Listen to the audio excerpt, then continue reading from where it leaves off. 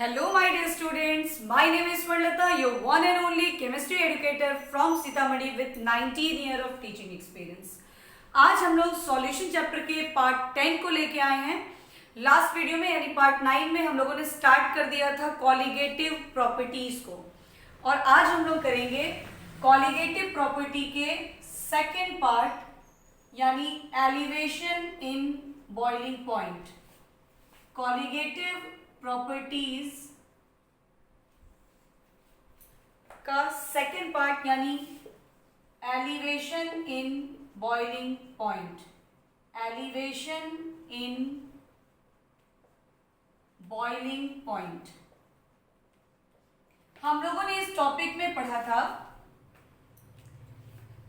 कि colligative property में हम लोगों ने पढ़ा कि the property of the solution which depends only upon the number of moles of the solute particle। हम लोगों ने ये देखा कि ये जो कॉलिगेटिव प्रॉपर्टी है ये नन वॉलेटाइल सॉल्यूट को जब प्योर सॉल्वेंट में डालते हैं तभी आती है, क्योंकि अगर हम वॉलेटाइल कंपोनेंट को डालते हैं तो नेचर ऑफ द सॉल्यूट पर उसका वेपर प्रेशर यानी उसकी प्रॉपर्टी डिपेंड कर जाती है। तो हम लोगों को यहाँ पे कॉलिगेटिव प्रॉपर्टी पढ़नी है जो सिर्फ number of moles of solid particle पर डिपेंड करे। तो हम लोगों ने देखा कि when non volatile solute is added to the pure solvent, when non volatile solute is added to the pure solvent, some part of the solvent is captured by that non-volatile solute which are not able to form vapor, and it also suppresses the surface molecule of the solvent, so the vapor pressure decreases and we know that is lowering in vapor pressure। और हम लोगों ने पिछले lecture में इसको बहुत clear कर लिया कि relative lowering of vapour pressure जो होती है जब नॉन वोलेटाइल सॉल्यूट को प्योर सॉल्वेंट में डालते हैं तो वो डिक्रीज करती है और that is equals to the mole fraction of solute. ठीक है, वहां हम लोगों ने ये देखा था कि PA standard minus P, that is lowering in the vapor pressure, divided by PA standard means relative lowering of the vapor pressure is equal to the mole fraction of the solute। चूंकि moles of solute पे ये depend कर रहा है ये property, इसलिए ये colligative property है। क्योंकि ये जो XB है this may be written as like this. यहाँ हम लोगों ने NB को नेग्लेक्ट किया था और ये जो PA standard minus P by PA standard है that may be written as NB upon NA। This is also may written as lowering in the vapour pressure is equals to PA standard NB upon NA। This is called lowering in vapor pressure। ठीक है, ये सब हम लोगों ने already पिछले class में किया था। अब हम लोग देखेंगे बॉइलिंग पॉइंट है क्या। तो देखिए सबसे पहले हम लोग बॉइलिंग पॉइंट को डिफाइन कर लेते हैं कि वेपर प्रेशर अगर चेंज हो रहा है तो बॉइलिंग पॉइंट भी क्या अफेक्टेड होगा। तो ऑब्वियसली वो होगा क्योंकि हम लोग जानते हैं कि when non volatile solute is added to pure solvent,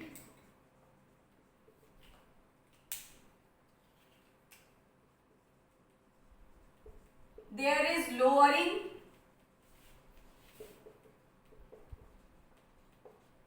in the vapor pressure of solution, and from the concept of vapor pressure हम लोगों ने पढ़ा था कि vapor pressure is inversely proportional to the boiling point, और वहां हम लोगों ने boiling point का डेफिनेशन भी किया था।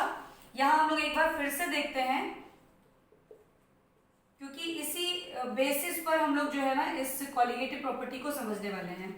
तो बॉइलिंग पॉइंट होता है the temperature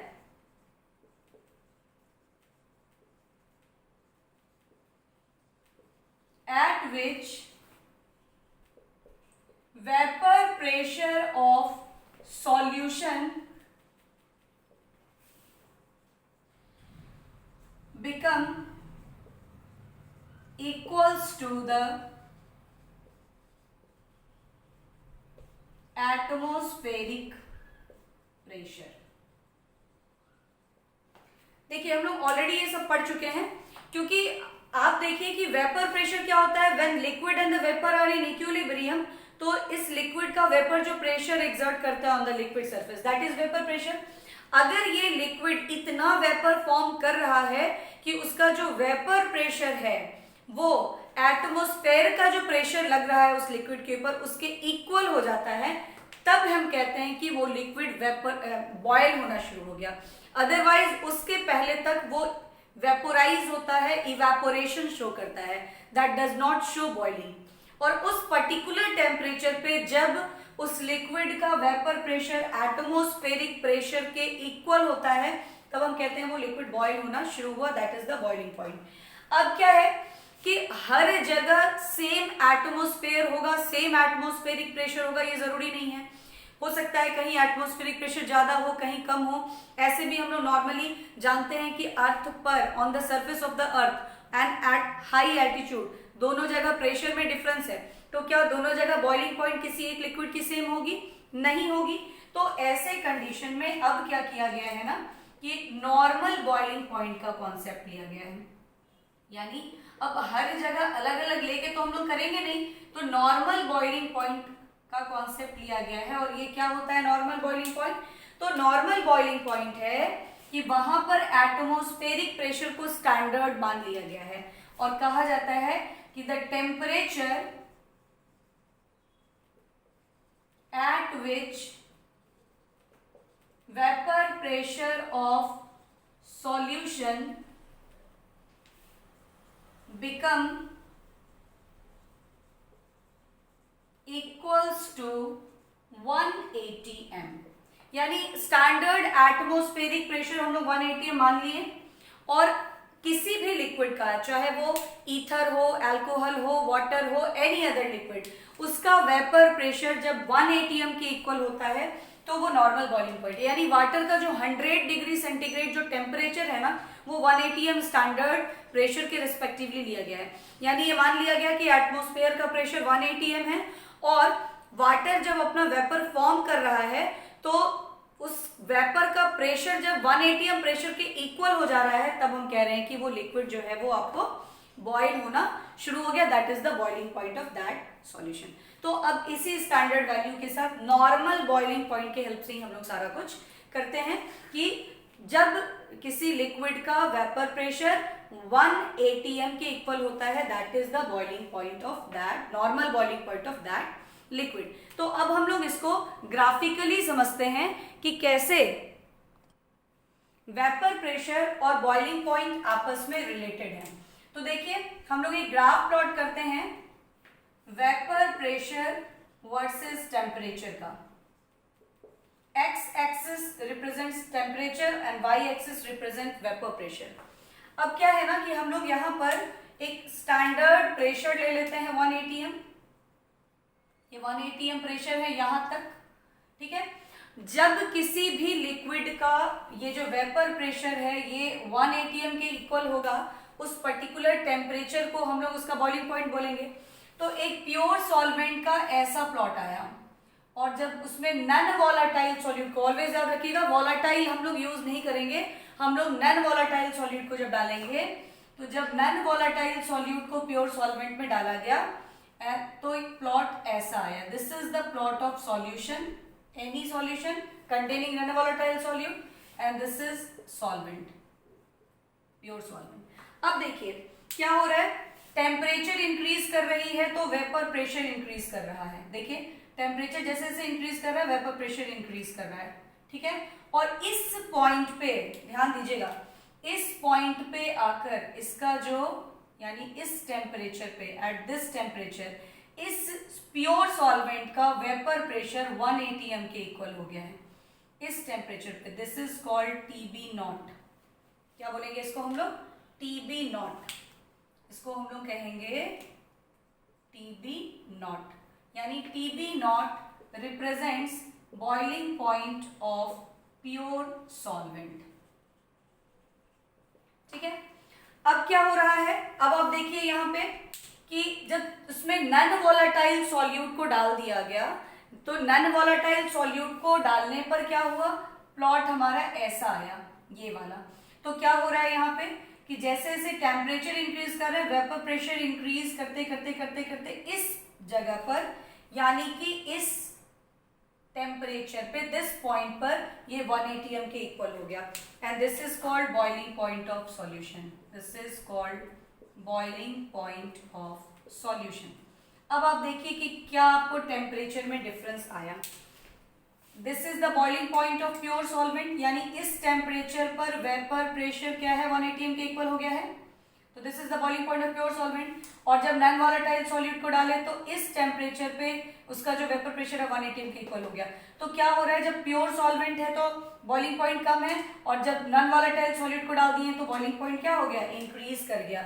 so we see that कि डेल्टा टीबी यानी कि change in the boiling point, इसको हम क्या बोल सकते हैं, चेंज इन बॉइलिंग पॉइंट। अगर हम निकाल रहे हैं तो ये क्या हो रहा है, टीबी यानी सॉल्यूशन का बॉइलिंग पॉइंट। देखिए यहां से यहां की डिस्टेंस ज्यादा है, यानी ये ज्यादा हाई टेम्परेचर है, टीबी ज्यादा है और टीबी नॉट कम है, यानी सॉल्यूशन का बॉइलिंग पॉइंट बढ़ गया। वैसे भी हम लोग को पता है कि vapour pressure non volatile solute को डालने पर घटता है किसी सॉल्यूशन का, और जब ये डिक्रीज करता है and boiling point is inversely proportional to it, तो बॉइलिंग पॉइंट तो इंक्रीज ही करेगा ना। तो इंक्रीज कर रहा है, ये हम लोग ग्राफिकली भी देख रहे हैं, ठीक है। तो TB minus TB naught is the change in boiling point, जिसको हम लोग कह सकते हैं, चूंकि ये चेंज क्या है, इंक्रीज एलिवेशन के रिस्पेक्ट में है, इंक्रीज के रिस्पेक्ट में है, so it is also termed as elevation in boiling point. तो हमारे पास एक फॉर्मूला आ गया, delta TB is equals to TB boiling point of solution minus boiling point of pure solvent. ठीक है, सबको ये चीज समझ में आ गया होगा। अब अगर आगे हम लोग इसको देखते हैं तो ये तो ग्राफिकली हमारा प्रूफ हुआ कि जब हम लोग नॉन वॉलेटाइल सॉल्यूट को प्योर सॉल्वेंट में डाल रहे हैं तो वेपर प्रेशर सॉल्यूशन की घट रही है and vapour pressure is inversely proportional to boiling point, इसलिए बॉइलिंग पॉइंट इंक्रीज कर रहा है। ग्राफ भी इस चीज को क्लियर कर रहा है कि जब प्योर सॉल्वेंट है तो इतने ही टेम्परेचर पर उसका वेपर प्रेशर 1 atm के इक्वल हो गया, that is the normal boiling point of pure solvent. लेकिन सॉल्यूशन का इस टेम्परेचर पर इक्वल हुआ, यानी उसकी बॉइलिंग पॉइंट क्या हो गई, इंक्रीज कर गई। तो ग्राफ भी हमारा ये चीज प्रूफ किया है। अब हम लोग इसको रिलेट करेंगे मोलर मास से, नंबर ऑफ मोल से, क्योंकि ये तो कॉलिगेटिव प्रॉपर्टी है हम लोगों के अकॉर्डिंग। तो जब ये कॉलिगेटिव प्रॉपर्टी, तो इसको प्रूफ करेंगे ना कि ये जो है कॉलिगेटिव प्रॉपर्टी है, means elevation in boiling point as colligative property, इसको हम लोग यहां पे अब प्रूफ करेंगे, कॉलिगेटिव प्रॉपर्टी। ठीक है, अभी कैसे प्रूफ करेंगे वो हम लोग यहाँ पे देखते हैं। देखिएगा इसको प्रूफ कैसे करेंगे हम लोग। तो अभी हम लोगों ने पढ़ा ना कि vapour pressure is inversely proportional to boiling point. इसका मतलब क्या है कि वेपर प्रेशर इंक्रीज करेगा तो बॉइलिंग पॉइंट डिक्रीज करेगा। तो अगर हम इसका चेंज, ध्यान से देखिएगा, अगर हम इसका चेंज डिक्रीज के रिस्पेक्ट में लेते हैं, ठीक है, इसका चेंज अगर हम डिक्रीज के रिस्पेक्ट में लेते हैं और बॉइलिंग पॉइंट का चेंज भी डिक्रीज के रिस्पेक्ट में लेते हैं, तब तो ये दोनों इनवर्सली प्रोपोर्शनल होगा। यानी तब आप इसको डेल्टा टी ऐसे लिखेंगे कि ये बढ़ेगा इसका चेंज तो इसका चेंज घटेगा। लेकिन हम लोग कैसे ले रहे हैं, ठीक से समझिएगा, इस चीज में बहुत बच्चे कंफ्यूज होते हैं। चूंकि हम यहाँ पे ये डेल्टा पी ले रहे हैं लोअरिंग के टर्म में, lowering in vapour pressure, vapour pressure को क्या ले रहे हैं, डिक्रीज करने के टर्म में ले रहे हैं। और अब जब हम बॉइलिंग पॉइंट को लेंगे ना तो उसको इंक्रीज के टर्म में लेंगे। ठीक है, तो एक को जब हम डिक्रीज के टर्म में, चेंज को डिक्रीज के टर्म में ले रहे हैं और चेंज को इंक्रीज के टर्म में ले रहे हैं, तब तो वो डायरेक्टली प्रोपोर्शनल हो जाएगा। ठीक है, बहुत कंफ्यूज होते हैं बच्चे, बोलते हैं मैम ये आप इनवर्सली प्रोपोर्शनल ले रही तो फिर डायरेक्टली। देखिए दोनों को हम चेंज के रिस्पेक्ट में ले रहे हैं। यानी अगर ये अभी 3 atm है तो ये आपको 2 atm हो गया, डिक्रीज के टर्म में लिए। तो जब डिक्रीज इसमें होगा तो इसमें इंक्रीज होगा ना, और इसको हम इंक्रीज के ही टर्म में ले रहे हैं, डिक्रीज के टर्म में नहीं ले रहे हैं। अगर डिक्रीज के टर्म में लेंगे तो इनवर्सली आएगा, ये बढ़ा तो ये घटा, ये घटा तो ये बढ़ा। इसको, इस चेंज को हम किस टर्म में ले रहे हैं, एलिवेशन इन बॉइलिंग पॉइंट। ध्यान दीजिएगा, ये लोअरिंग, ये एलिवेशन, इसलिए ये दोनों रिलेशन कैसा आएगा, डायरेक्टली प्रोपोर्शनल। अब ये वाले पार्ट को आप देखिए, हम लोगों ने relative lowering of vapour pressure में पढ़ा कि जो relative lowering in vapour pressure होती है that is equals to the mole fraction of the solute, और मोल फ्रैक्शन क्या होता है, NB upon Na plus NB। For very dilute solution NB को हम लोग नेग्लेक्ट करते हैं and the equation become PA standard minus P by PA standard directly proportional to NB by Na, ऐसे हम लिख सकते हैं। और ये PA standard minus P become delta P जो लोअरिंग इन वेपर प्रेशर है, ठीक है। अब आप देखिए कि ये वाली वैल्यू जो है ये तो एक कांस्टेंट वैल्यू है, इसका मतलब ये हो गया कि डेल्टा P जो है is directly proportional to NB upon Na, ठीक है। तो एक रिलेशन हमारे पास क्या आ रहा है, दिस इज इक्वेशन 1, अगर हम इसको ले लें और वहां हम डेल्टा P को ले लें directly proportional to NB upon Na के टर्म में, and this is equation number 2। तो अब आप देखिए कि delta P directly proportional to delta TB in opposite respect, opposite respect, ये लोअरिंग के टर्म में, ये एलिवेशन के टर्म में, and delta P is directly proportional to XB, और उसी XB में हम लोगों ने NB को नेग्लेक्ट किया है नीचे से और NB अपॉन Na के प्रोपोर्शनल किया है। तो जब ये दोनों प्रोपोर्शनल, ये दोनों प्रोपोर्शनल, मींस ये दोनों क्या होगा, प्रोपोर्शनल हो जाएगा।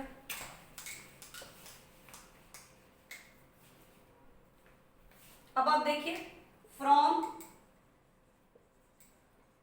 इक्वेशन फर्स्ट एंड सेकेंड क्या मिला हम लोगों को, delta TB directly proportional to NB upon Na, ठीक है सबको।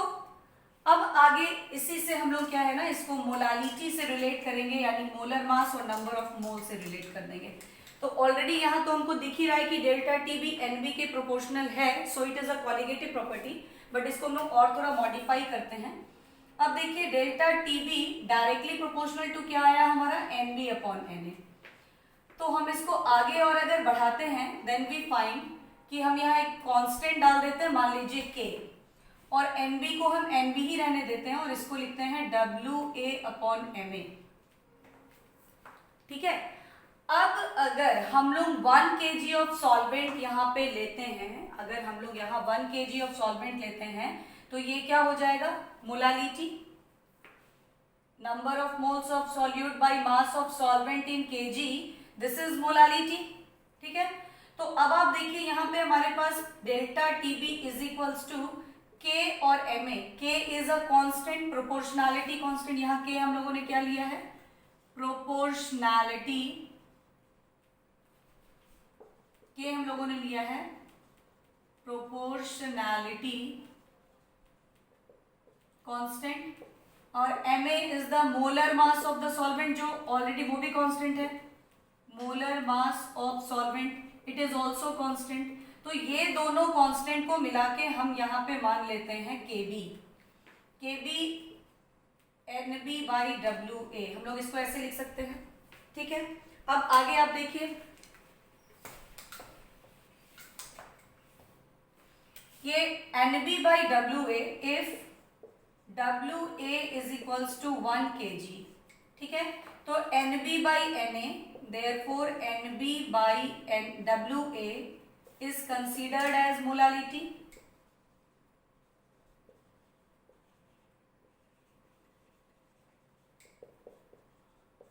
क्योंकि मोलालिटी क्या होता है, number of moles of solute पर kg ऑफ द सॉल्वेंट, ठीक है। तो इस तरीके से हम लोगों के पास क्या रिलेशन आ गया, delta TB is equals to KB into molality. देखिए बहुत सारे बुक्स में आपको डायरेक्टली ये रिलेशन दे दिया है कि delta TB is equals to KB into molality, ठीक है। लेकिन यहाँ आप लोगों को हम ये सॉल्व करके, डिराइव करके, रिलेट करके आप लोगों को ये प्रूफ कर दिए हैं कि डेल्टा TB कैसे KB इंटू मोलालिटी के इक्वल होता है। तो इसको आप अच्छे से देखिएगा, वीडियो पॉज करके समझिएगा, क्योंकि डेल्टा पी एक्स बी के प्रोपोर्शनल है और डेल्टा पी डेल्टा टीबी के डायरेक्टली प्रोपोर्शनल है, तो after relating this two equations हम लोगों को ये मिलता है कि डेल्टा टीबी एक्स बी के प्रोपोर्शनल है। एक्स बी से एन बी टर्म को नेग्लेक्ट किया गया है, यहाँ एन बी को बहुत छोटा करके मान के N B is neglected from denominator.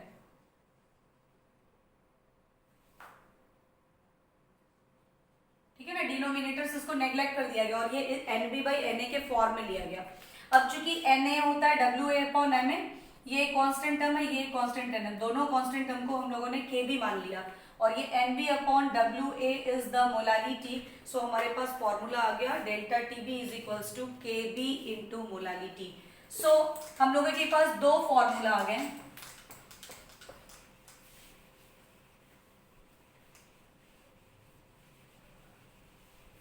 हम लोगों के पास दो फॉर्मूला आ गए।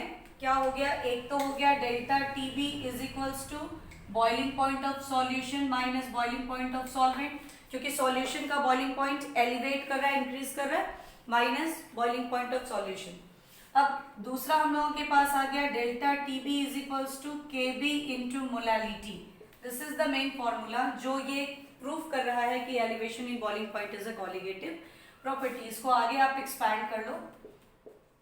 ये पहले तो हम लोग देख लेते हैं what is KB. KB is known as molal elevation constant, या इसको हम बोल सकते हैं इब्यूलियोस्कोपिक कांस्टेंट। इसको डिफाइन कैसे करेंगे हम लोग, इसको डिफाइन करते हैं इफ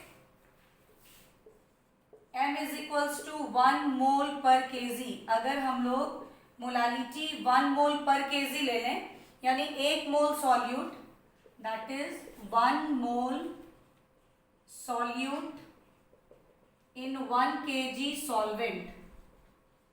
ठीक है, तो डेल्टा टीबी और केबी क्या हो जाएगा, equal. Therefore delta TB is equals to KB हो जाएगा। तो हम इसको डिफाइन कैसे कर देंगे कि molal elevation constant, molal elevation constant may be defined as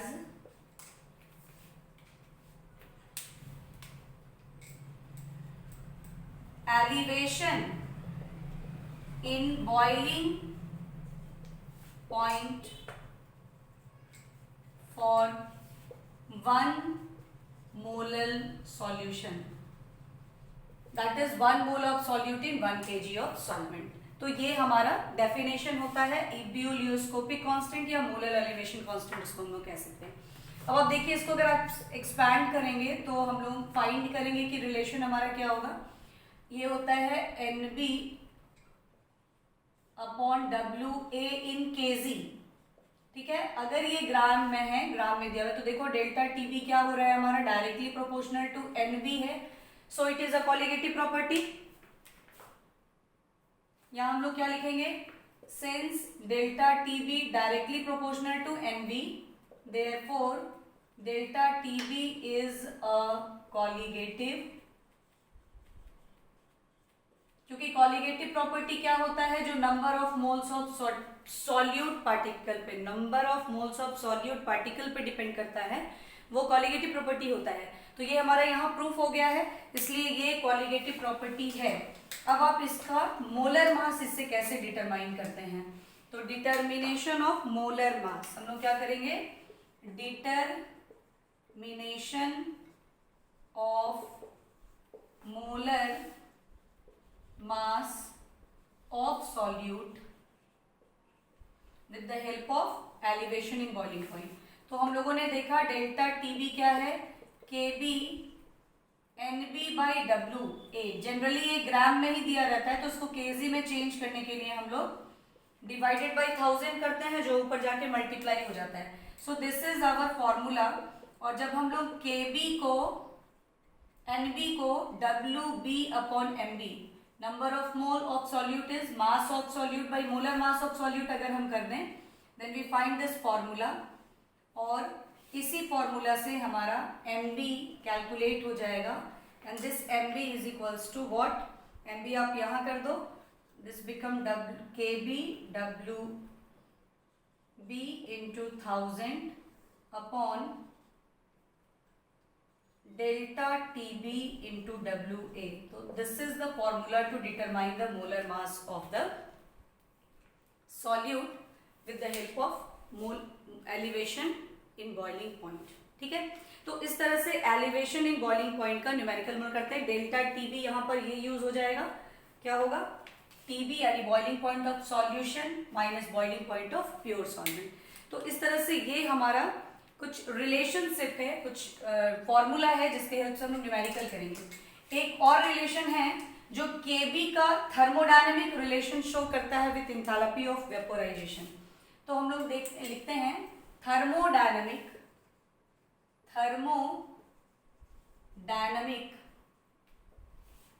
relation between KB and delta H vaporisation, या TB भी बोल सकते हैं, TB नॉट. तो ये फॉर्मूला होता है KB is equals to MAR TB not square by delta H vaporization.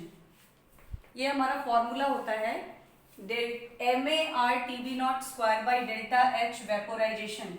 यहाँ पे आपको पता है KB क्या है, KB is equals to molar elevation constant, Ma is the molar mass of solvent,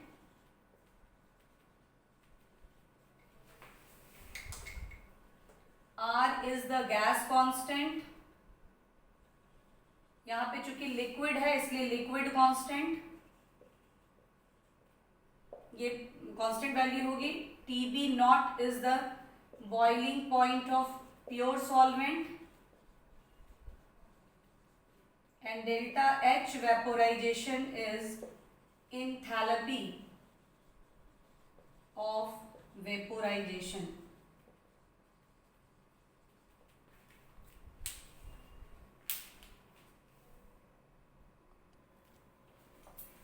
अब हम लोग ये इस फॉर्मूला पे MAR TB not square by delta H vaporisation into 1000, ये इस पर कोई बहुत खास न्यूमेरिकल्स नहीं होते हैं, बट हम लोग अब जो फॉर्मूला हम लोगों के पास है, 2-3 जो फॉर्मूला है, delta TB is equals to TB minus TB not, और एक जो फॉर्मूला हम लोगों के पास आ गया delta TB is equals to KB into WB into 1000 by MB into WA. ये इस फॉर्मूला पर, इन दोनों फॉर्मूला पे हम लोग अभी न्यूमेरिकल को करेंगे. देखिए क्वेश्चन है 18 gram of glucose is dissolve in 1 kg of water. तो फिर आप लोग वही करेंगे, सबसे पहले डाटा नोट कीजिए.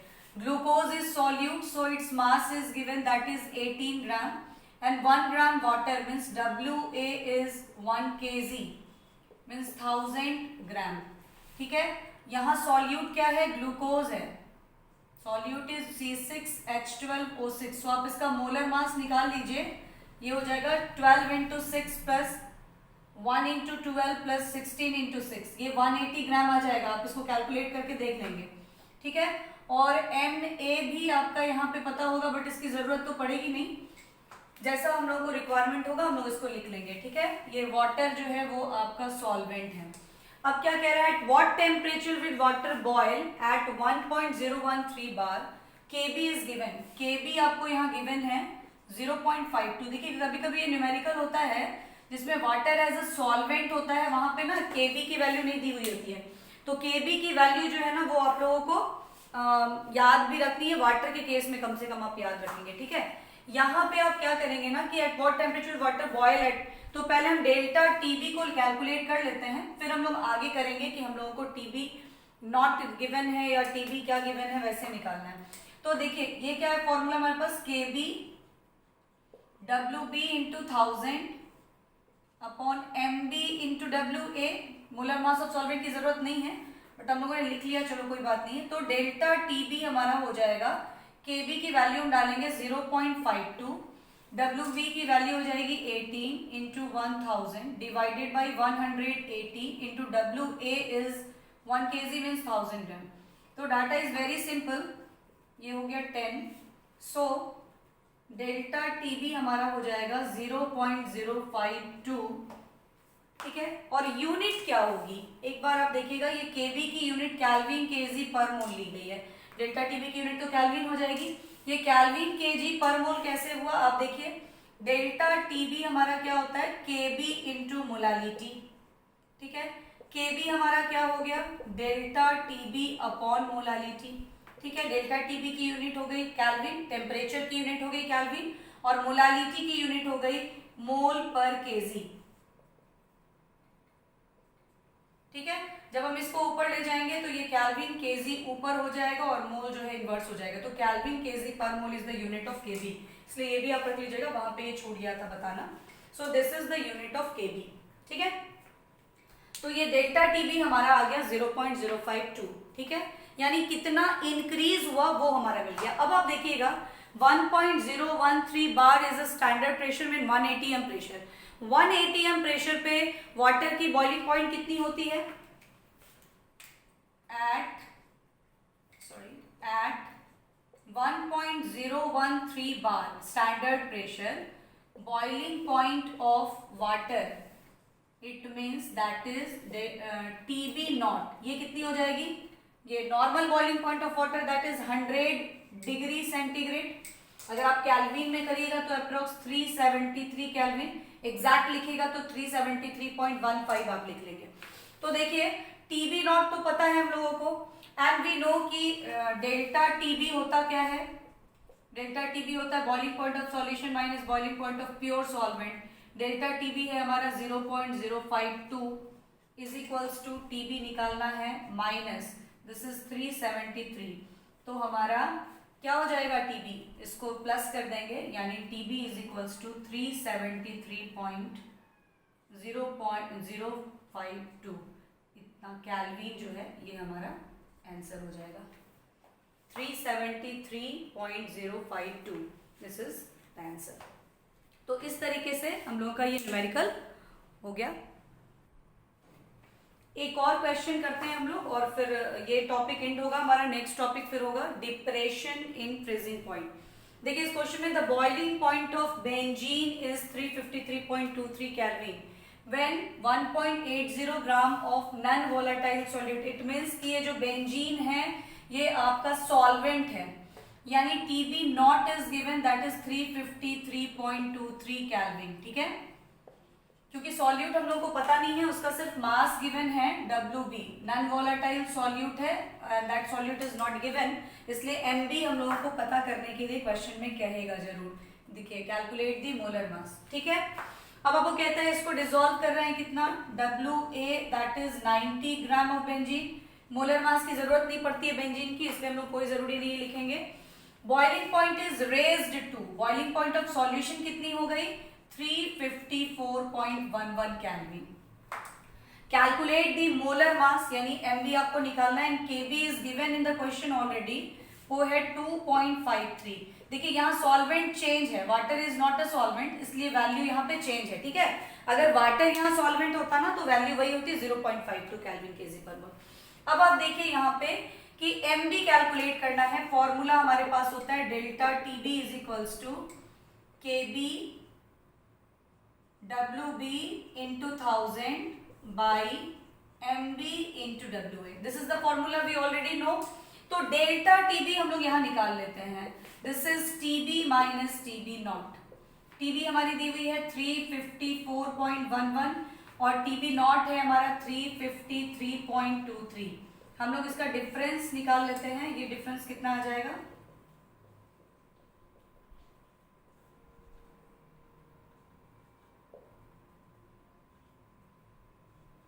0.88, ठीक है। ये वैल्यू हमारा कितना आ रहा है 0.88 केल्विन। तो ठीक है, हमारा ये 0.88 हो गया।